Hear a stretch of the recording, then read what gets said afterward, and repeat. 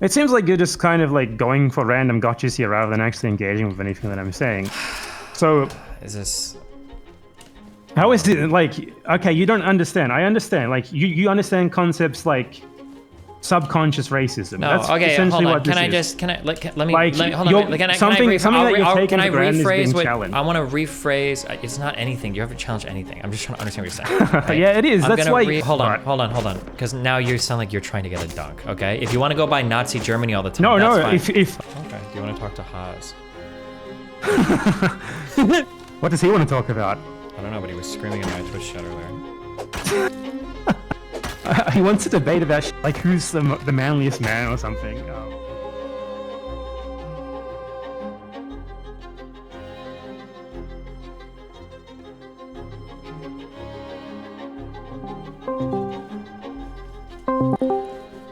Hey, what's up?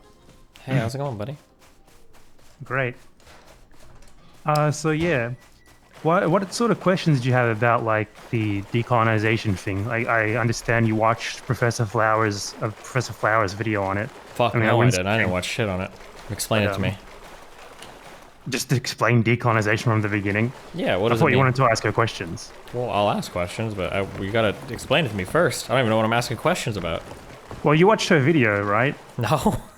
I saw you watch her video, or at least a part of it. I was watching the God, what was it? It was Noah's video on Vaush's video on Professor Flowers' okay. video. I think is what I watched. So you didn't watch her video? You wanted to talk to her about like her beliefs on this? Yeah, videos are just like really boring because I feel like people Okay. in videos aren't necessarily the same as when you're just having a conversation with them. And rather than like watch a video and be like, well, what about that or that or that? It's just easier to talk to somebody and have them just explain what they mean or think. Okay. Yeah. So like, what do you know about like just colonialism in general? Like, do I need to start from like the very beginning? Like, explain literally everything to you, like a Wikipedia article? I assume not, right? Why, like Pocahontas came and helped Jon Snow do something with the people? I don't know. Oh yeah, basically. When I hear colonialism talked about, I feel like broadly it refers to two things. One can be a form of like cultural colonialism, so the idea that we export culture across the world or something like that, that Western-centric views are prolific in media, entertainment, et cetera, and then I hear like economic colonialization, so this might be in the form of exploitative trade deals, the IMF, or just like straight out like companies. Well, that's more modern like, stuff. Like what Sure. what I think we're talking about here is more like I guess like the stuff that you're talking about there, it's more like a adapted terminology rather than really having that much to do with it. But the colonialism that we're talking about in regards to decolonization, it's sort of like, think about like the initial colonization of the Americas, the USA, Australia, Canada, Africa, stuff like that. So much more direct rather than you using colonialism as a metaphor. And I guess like, hold on, I've made videos on this before, so I have like a definition sort of written up to sort of introduce here. The key thing is to remember here, like, calling someone like a colonizer is not an insult. It can be an insult, but it's not an insult by default, right? It's like describing sort of like a relation that they have, a societal relation. It's like calling someone working class or something, or bourgeois or something, Though a lot of people take it as an insult, a lot of people use it as an insult, I use it as an insult, but doesn't mean that, it always has to be one, or that being a colonizer makes you a bad person or whatever, Do you know what probably makes it sound like an insult? That it's used as one? Well, I think even I heard Professor Flowers say this. The act of colonizing someone is probably, I imagine we would both agree that it's an aggressive act. And usually when moral agents take aggressive acts, some sort of retribution can be justified.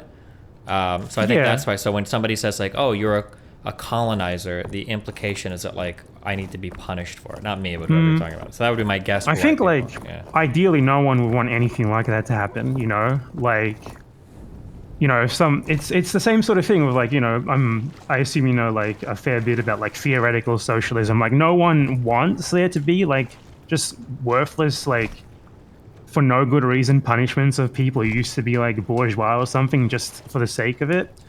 But you know, if these people were to like resist to the death or something, they wouldn't leave you with an option. So I also don't know if like even the term colonizer seems a little bit weird. Or I guess finish talking about that, and then I can just ask about the conflict. Well, I guess like for an example, a good example that all Americans understand. Think about like a conflict, like for example, the U.S. Civil War, where one side was just unequivocally in the right, and the other side was just fighting for slavery, basically. And it's like, you know, what if the Confederacy just refused to surrender forever? What would you have to do? Like, basically just fucking beat them into submission, right?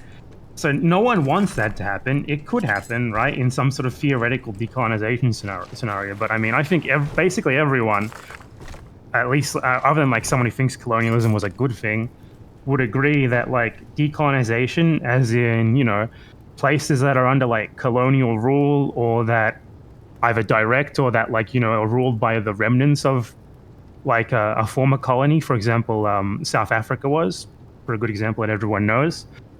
Like fighting against that is pretty much unambiguously like making you in the moral right.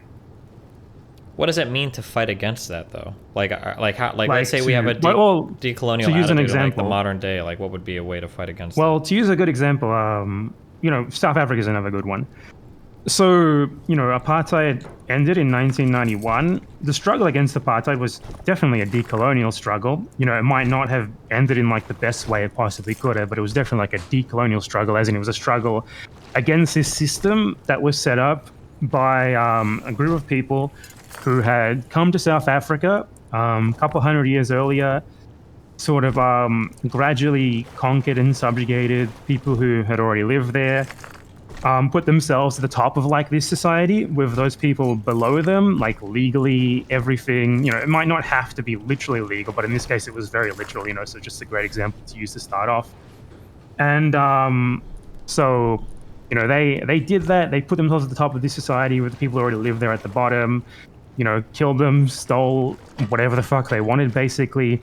And that resulted in the 20th century with like, you know, the thing that everyone's familiar with, the apartheid South Africa. And so the fight against that was broadly, I guess, mostly focused on getting rid of that sort of system of like formal legal dominance, which was part of the colonial system in South Africa.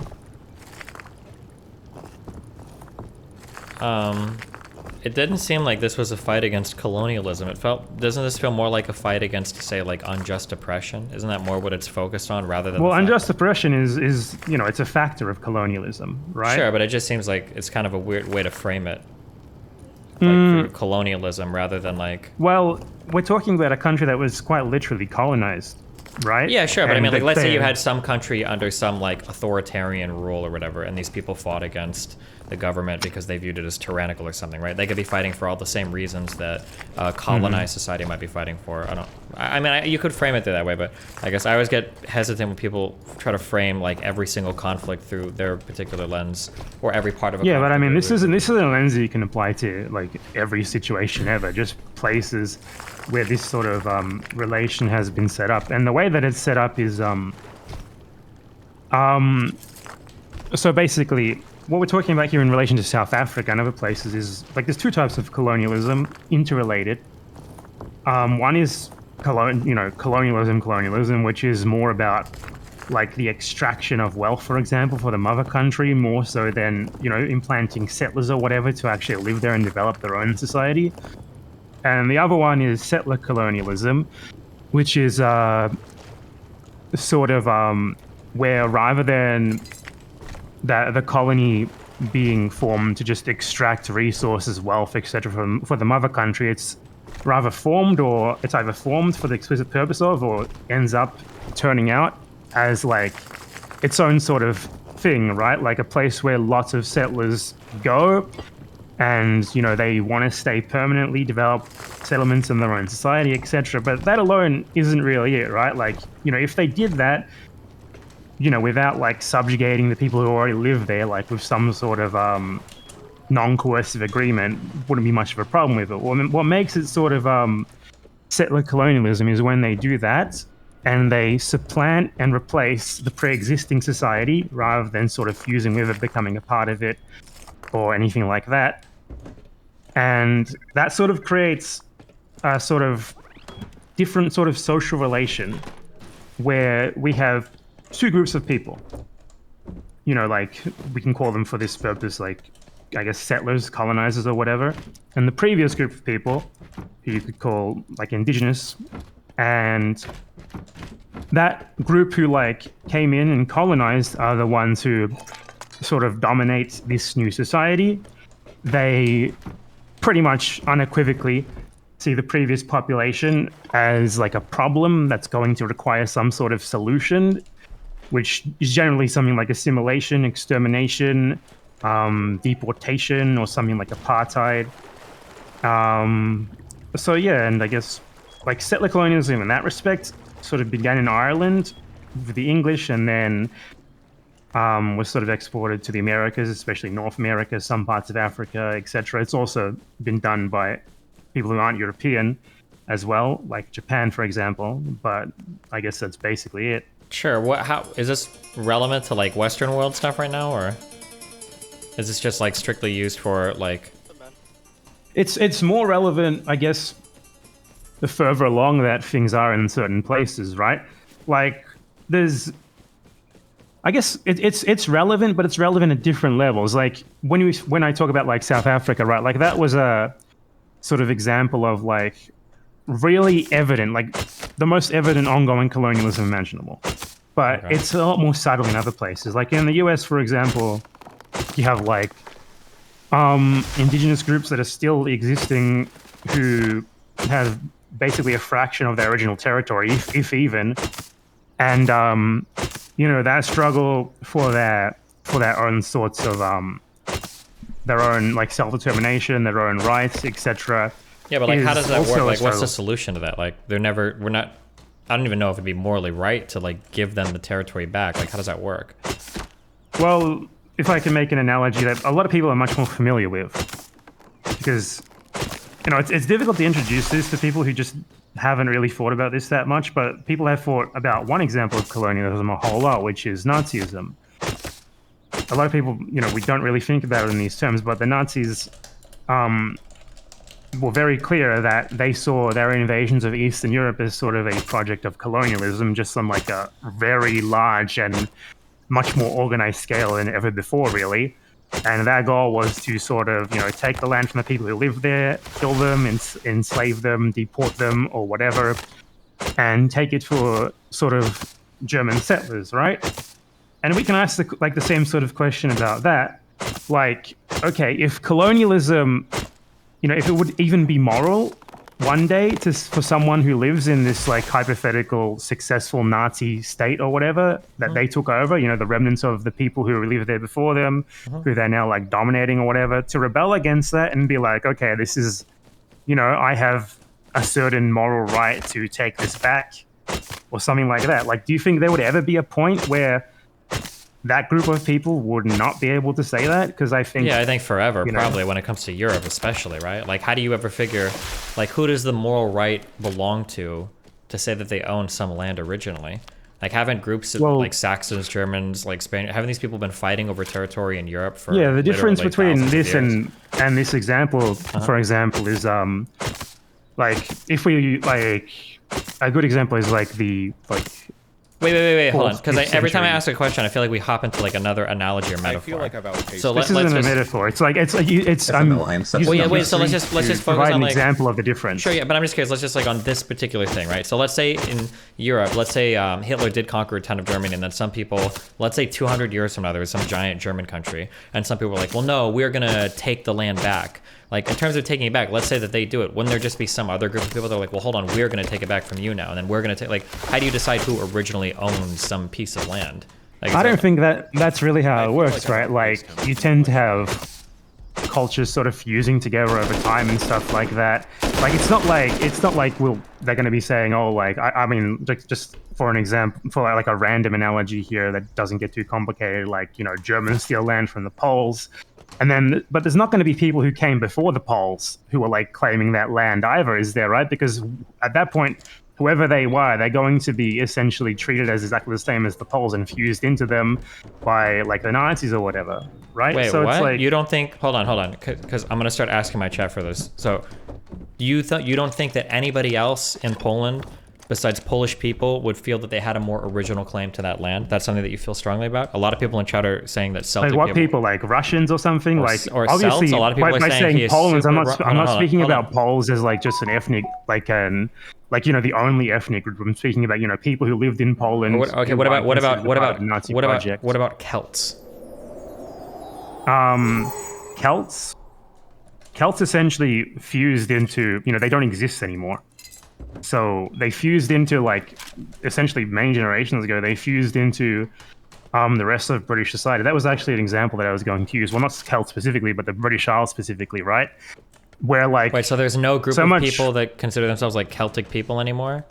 Or... I mean, they can, but it's not like we have a group of people who consider themselves Celtic people without... Like, a good example of this... Wait, hold on, I know you don't like examples. No, it's not that I don't I have a very direct example. No, I want to talk about one thing, because this is like, you've hopped on like 3 or 4 different, like, I am historically literate. I use historical examples. These are not metaphors. These are practical examples of what I'm talking about. Come on, we're having a conversation, okay? Yeah, so you need to let me just like... Well, no, because I have a perfect example. For it. All right. I'm going to bring, regardless of what you say, I'm just letting you know, I'm going to bring you right back to this and ignore everything you're saying, but go ahead. So basically, you're just ignoring something that's directly like you were going to ask me something very similar to this. No, I was gonna ask. Well, I'll say okay. Yeah. So the question is, so there are people that exist in Scotland and Ireland right now. I guess I consider themselves Celtic people. Could these people not say, well, hold on, if Polish people are going to say I had an original right to that land, well, we're going to say our ancestors had more of an original claim to that land than you did. And then how do you respond? This isn't like based on just like an ancestral claim, right? This is based on people like extant groups with like complete continuation from the groups that this land was originally stolen from. People who still exist, right? We're not talking about like some random ancestral claim like, oh, my ancestors like 2,000 years ago lived here, and I've randomly decided to identify with them, even though like that culture is long gone or whatever. Wait. So if the culture gets sufficiently genocided, then they no longer have a claim to the land? I mean, if they literally don't exist anymore, then yeah, right? Like they don't exist anymore. How can they have a claim to the land? Well, how many people have to be like bred out of like indigenous American populations, Native American populations, for them to no longer have a claim to the original land? That seems kind of weird, no? It seems like you're just kind of like going for random gotchas here rather than actually engaging with anything that I'm saying. So is this... How is it like, okay, you don't understand. I understand. Like you understand concepts like subconscious racism. No, that's okay, essentially hold on. what this is. Can I rephrase? It's not anything. You haven't challenged anything. I'm just trying to understand what you're saying. Right? Yeah, it is. That's why, like, you've never engaged with this concept before. Yeah, so that's why I'm trying to. But you're so combative. You make it impossible just for me to ask questions. So I'm not combative at all. I'm absolutely. I'm giving you a good examples. No, you're probably the most combative person in the entire world. You're dead wrong. Okay. I'm going to rephrase what you're telling me. And then you tell me if it's accurate, and then we'll move from here. So we're on the same page, okay? So it sounds like what you're saying is there are distinct groups of people possessing a certain culture that can be traced back to owning a certain type of land or being from a certain area. And when I say, well, what about the genetic ancestry? These people, they could claim that their great-great-great ancestors owned some land. Your response is, I'm not talking about some who were the first group of genetic people there. I'm talking about some cohesive cultural thing that existed in an area. And as long as that still exists at some place in the world, that distinct culture has a claim to that land that they were originally from. So Celtic people in Scotland and Ireland have their own culture. They don't resemble that culture of the past anymore. Therefore, they don't have the same claim to that land that like Polish natives might or something. Is that... Well, if you could like prove that there was a like so-called Celtic people who had considered themselves Celtic like as like sort of like a polity of Celtic people who have existed for a very long time, who have been oppressed under a settler colonial social relation, like continuously forever, blah, blah, blah. And this hypothetical group of people who literally do not exist, by the way, like existed in that sort of way, then yeah, obviously, but they don't. Celtic people don't exist anymore. Like remnants of Celtic culture absolutely exist, but they've been fused into like the wider culture, right? Do you think that like those people could make the claim that like they've been colonized so successfully that their original culture is essentially genocided? So it's a little bit, it's a little bit like unfair they to say could, that like we've lost our claim. They could make that claim, but we're not Sure. talking about the same thing here, right? There's a certain point where this becomes basically unactionable. Well, I think that's kind of we're nibbling around the edges of this, but the feeling is that all of this is kind of unactionable, which is what my big push is on most. I mean, I think the issue here is that you're just conceiving of this in terms that are very unfamiliar to you. So, like, what if we frame this, for example? Let's say Russia takes like all of Ukraine except like one city. They annex all of it. Because I mean, this is like a reductionist example of what happened in the settler colonial states. Like, wouldn't that one little Ukrainian city remaining have like a moral claim to what had been taken from them? I think that there's like an issue of like a matter of time changing that moral claim. I think this is why. So, for instance, so like if Nazi Germany had conquered Eastern Europe, you think that like after 200 years it would be theirs, basically? Yeah, I think some amount of time passed. I don't know what the generations is or whatever, but yeah. I'm not sure about the optics of that. But hold on, because now you sound like you're trying to get a dunk. Okay, if you want to go by Nazi Germany all the time, no. That's fine. If I can go by Nazi Germany, let me finish my one sentence. Let me finish one sentence, please. Let me just finish one sentence, please. Okay. The entire history. You're not. You're very, very, very obsessed with the objects there, right? The entirety, and you probably know more history than I do, okay, which is, so if I'm wrong, feel free to correct me, but my understanding is that you've just described like the entirety of European history, that basically whoever, or at least like Western and Northern and Southern Europe, maybe not Eastern Europe or Southeast Europe, right, but it seems like for the entirety of European history, basically if you take over some land and then you own it long enough, and then we get to industrialization and we get to more stable forms of government, eventually like, okay, well we've had this place long enough, it's basically ours. And then if you look at the actions of certain countries on the world, so like India and the Kashmir region, or if you look at Israel trying to settle people more and more east in Jerusalem, it seems like people are under the impression like, well, hey, as long as you're in some place for long enough, you more or less kind of like control it. That seems to be the history of the world. Is that not true? Or I mean, I think that just because things are doesn't mean that's how things that is right or should be. Yeah, but then how do we figure it out otherwise? Okay, go for it. I think you might be like a lot of when engaging with this for the first time, a lot of people have like the reaction like, oh, they're gonna kick me out or something. Okay, hold on. Please don't do the dialogue tree. You're trying to like dialogue tree me so hard. Like, this is the first time you're What is a dialogue tree? Like, you have like the memorized talking points for like people that are. I've literally never talked about this to someone. I haven't given you a single indication whatsoever that I'm worried about getting kicked out of my country. That's not anything that I think about related to this. Okay, I haven't even remotely brought that up. Do you think I'm worried that anybody like you is going to kick me out of my country? Let me explain. Like, yeah, okay, go ahead. Like you talked about Israel, right? Like decolonization in Israel wouldn't literally mean kicking out every Jew in Israel. At least nothing like that. It would be, for example, like creating one state where everyone has equal rights with people being prosecuted for human rights abuses and like stolen things, or at least, stolen things that can be reasonably traced being returned to wherever they were stolen from. Very easy to explain. That's not very complicated, but right? I think that's incredibly complicated, right? Like even when the recent, no, I say recent, but a year or two ago, or like whatever, there was a whole it was in that East Gate area in Eastern Jerusalem. There was a neighborhood that I think Palestinian families were getting kicked out of because the claim by the Israeli people was they didn't pay on time or something, and then the Palestinians alleged wrongdoing, and obviously both sides. But the problem is it seemed like both sides were able to go back pretty far in terms of who originally had a right to this area. That I think this building, So it's that. I'm just saying that like that process seems really complicated. And I'm familiar with the case. Well, go ahead. Sorry, did you want to say anything else? No, that's it. It just seems complicated to figure that out, but go ahead. So that case, it's essentially based on like, this is a thing that happens in a lot of settler colonial states where like, they move in and they like write themselves documents that say, this is mine, And that's essentially what happened there. Like, Israel took over this area, and, they wrote themselves under their law that said that this is ours now. But there were people already living there, And now these people are essentially renting something that previously was theirs because the settler society said, this is ours now. And we own it. So yeah, you can trace things back to that, for example, but you can also trace things beyond that, beyond like before Israel decided to write itself a bunch of legal justifications for its ownership of the land. I honest to God, I have to go back. Like, my understanding is that like this particular area has been fought about for like 1,000 years. It wasn't just Israel writing themselves a note in the 50s or whatever. Well, what happened in Israel, like if you want me to elaborate on that, I can. If you think it's too off topic, we don't need to.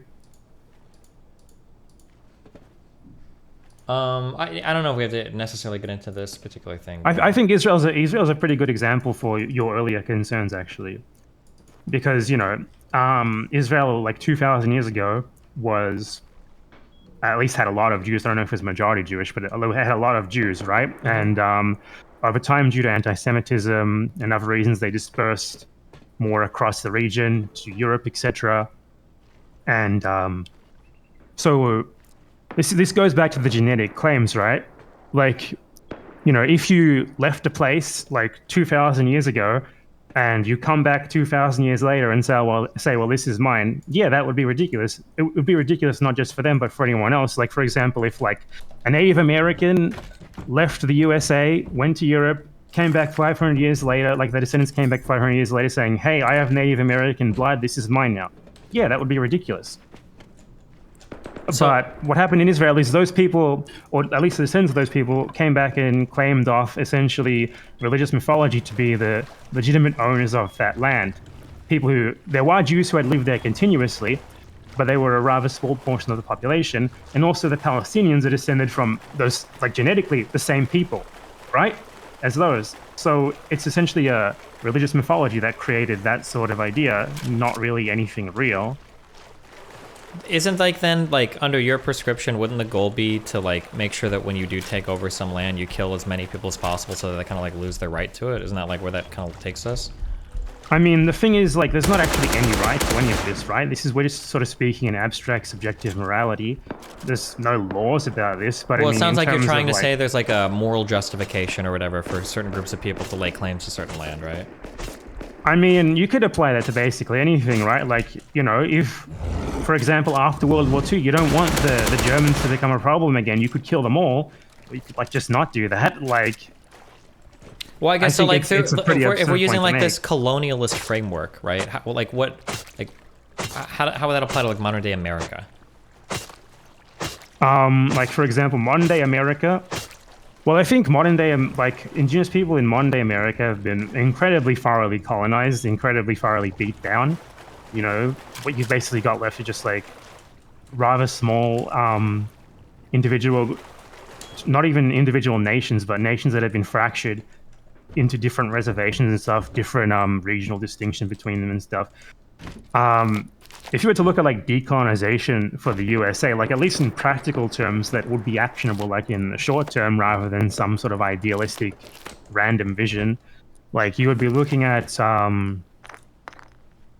essentially like looking at the treaties that were violated.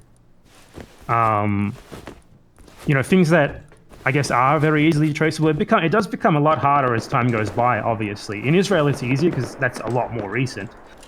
But, at least in the USA, things that are very actionable are stuff like violated treaties. They have like literal coordinates in them that you can demarcate that say, this should have been these people's or whatever. And sort of move on from there. Would that be like the more moral? We'll ignore the fact that realistically this is probably not going to happen. But like, let's say that theoretically there was some way we could even enact this. Would it then be moral to expel all the groups of people currently living there to return this land to a small number of people? Or certainly not. No, certainly not. I don't think anyone's really talked about expulsion aside from like as, sort of like a irrational, retributive. I don't know, like. Retributive attempt at retribution, Sure. Like, but what exactly are you saying then, or what is the?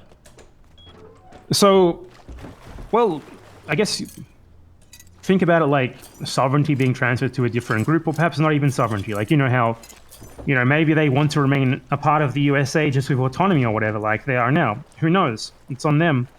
but it doesn't entail like literally kicking people out. Well, but what if you give those people sovereignty there and they want to? Wouldn't they have the right to do it? I mean, generally, when we talk about these questions in self-determination, for example, this is international law stuff. Self-determination is, at least in international law, I mean, you probably agree with it, but it's sort of predisposed on the idea that like it can't be self-determination for the purposes of like kicking people out, for example. Like the South, if the Confederate USA had claimed self-determination, that would have been bullshit because they wanted to do it to oppress black people. Stuff like that. Like it's conditional, right? So well, what would self self-determination then get these people the ability to do then? What's the point of being self-determined then? Well, what's the point of being like an independent nation if you want to be? I mean, this is a fairly basic principle of even liberalism, right? Like, if the people of Hong Kong wanted to be independent, wouldn't you support that? I mean, for the people of Hong Kong as a Westerner, I probably would. But I mean, it depends on sovereignty isn't always necessarily a good thing, no? I mean, I agree. It's not always necessarily a good thing, but there is sort of very generally accepted principle of self-determination in international law. I don't know. I think there's a lot of principles of cooperation as well, though, right? Like self-determination, isn't that violated to some extent by the European Union? Like, yeah, I understand what you're saying. Powers, like, you have central bodies, or like I wouldn't support like the self-determination of like the state of Texas or something like that. Yeah, obviously. Right? Well, don't say obviously, right? So there are some cases where like having just like a bunch of self-determining countries or whatever isn't necessarily ideal for everybody. Sometimes even the people in those countries, right? It just depends on. Yeah, I think it doesn't necessarily have to be ideal. Like we don't really make these decisions on what's ideal, rather what the people want, more so than anything else. Like if people want to, like say if I'm someone who likes the USSR or something. If I was principled and I was like, hey, Ukraine wants to be be an independent country, even if I think that it would be better as part of the USSR, that's for them to decide, right? Sure. So like, yeah, you could think it's going to be a bad thing for them or something, but still, we're talking about a situation here, at least in terms of the US. Like, I understand what you mean with like the difficulty of tracing these things, right? But in the US, you can trace these things back to like actual legal documents, supposedly binding legal documents and stuff in terms of treaties and stuff. So that's a very good starting point. Yeah, I mean, a starting point. I just don't know what the outcomes. Like realistically, it's unlikely that any of those more extreme treaties are going to be enforced. I think at best you probably hope for some sort of financial compensation. Well, I mean, in some places, yeah, definitely. At least in sort of a short-term realistic thing. But like, I think, the notion that like, for example, if like, let's say there's like, this doesn't exist, but if there was like a reservation of like, say 500,000 people, say like half of them were native, half weren't, and they wanted to declare independence, and, I think that would be fairly unambiguously something they should have the right to do. How do you feel about like Quebec and Canada? Do you think that Canada is in the wrong for trying so hard to keep Quebec as part of the country? Canada, well, Quebec in the first place is also a settler colony itself, right? Like it was French people who took over indigenous land themselves, though the French were much better than the English were. But is that really true? And in like on like an immediate sense, yeah, and Canada actually did allow Quebec numerous referendums in the matter, from what I understand. And if they had passed, then yeah, Quebec should have been allowed to be independent. Okay. If any group of people inside a country just says that they want to be independent, should they be allotted that? Like, so if, say, Texas takes a vote and then like 60% of people Texas are like, we want to be our own country, is that just something then that you allot those people, or? I guess it depends. Like, in a lot of cases, like, for example, sorry for using an example, like, I know we don't like these, but, there's like the Catalonia issue, which was happening like 4 or 5 years ago, where Catalonia wanted to, or at least a significant amount of Catalonians, I don't know if it was a majority or not, wanted to declare independence from Spain, but the Spanish state essentially completely said no.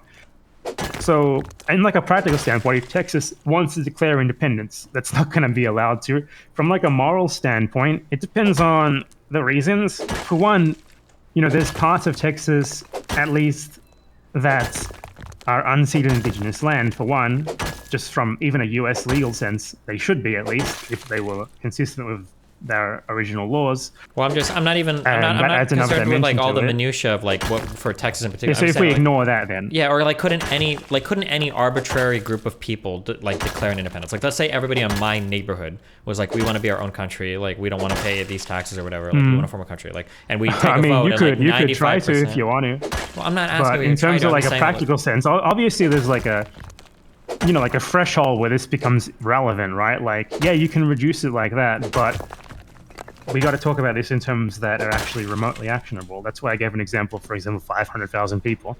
There's countries, entire countries with 500,000 people. okay.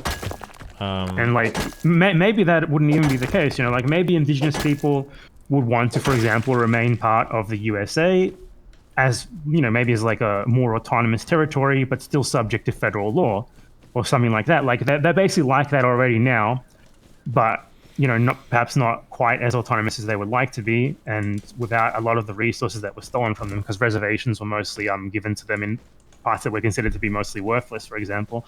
But, you know, they might want to do that. That would also be good. Gotcha. Do you want to talk to, or is there anything else you'd want to talk about? I mean, no, if you don't have any more questions about that. Get on before he leaves. Well, Destiny knows that I want to get on, and I can't just join the room, so I have to. He now knows I'm trying to get on. So if I get on, I get on. If I don't, I don't. Do you want to talk to, or is there anything else you'd want to talk about? I mean, no, if you don't have any more Speak of the questions devil. Okay. Do you want to talk to Haas? What does he want to talk about? I don't know, but he was screaming in my Twitch chat earlier. He wants to debate about shit like who's the manliest man or something. I think that might be funny, but probably not worth anyone's time. Okay.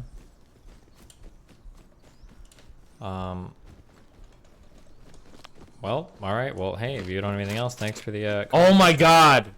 Yeah, no problem, buddy. Nice talking to you. Yep. Have fun. Bye. Holy shit, he ran away. I wanted to debate about decolonization. I didn't want to fucking talk about manliness. Damn, it sounds like he's scared. Damn. Well, I mean, look, to be fair, look, we're not going to bully him. We're not bullies. He's a protected guy on Twitch. So here's what I'm going to say. He's very nervous when he talks to people in VC. He's very different from how he sounds when he types. And Destiny's quite a cordial person to talk to in general. You know, Destiny's not going to do it, you know. So I can only imagine the level of nervousness he would have talking to me, which would probably just be beyond the threshold of possibility. Yeah, he, you know, clicked his heels and he was off as soon as he heard my name.